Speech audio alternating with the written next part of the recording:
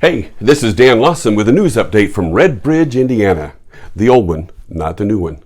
Some of you maybe have heard me talk about Pruny Mullet's General Store and the Loafer's Corner and the Pickle Barrel with the checkerboard on top. Red Bridge was a quaint little town located down in a valley on the southwest corner of the Mississinewa River. I remember you would drive down the hill on the other side and drive across this wrought iron bridge that was painted red. Hence, the name of the town, that little town down there by the Red Bridge.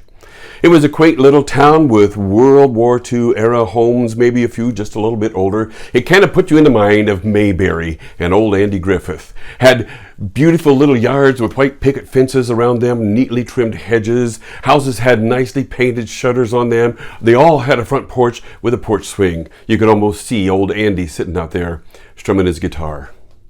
You know, when I was a preteen, the Army Corps of Engineers came by and announced that they were going to be building a dam about a mile or so downriver from Red Bridge. They were going to put in a flood control reservoir.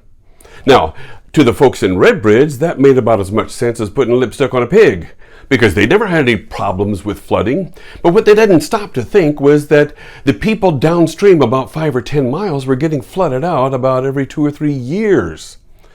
So Red Bridge would soon be underwater, and an interesting thing happened.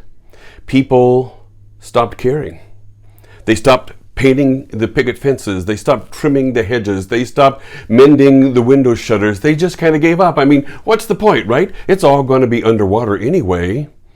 And that brings us to a powerful axiom.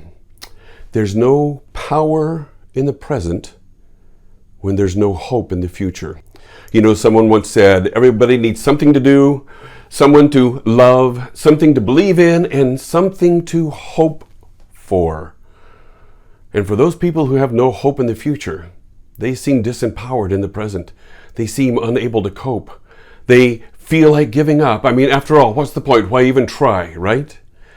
There's no power in the present if there's no hope in the future. Maybe you're feeling that way. Or maybe you know somebody else that's feeling that way.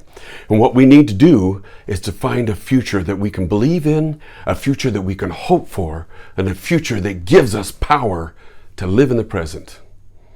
This is Dan Lawson with a news update from Red Bridge, Indiana. The old one, not the new one. If you'd like to hear some more of these stories about Red Bridge, let me know. We'll get together and we'll talk.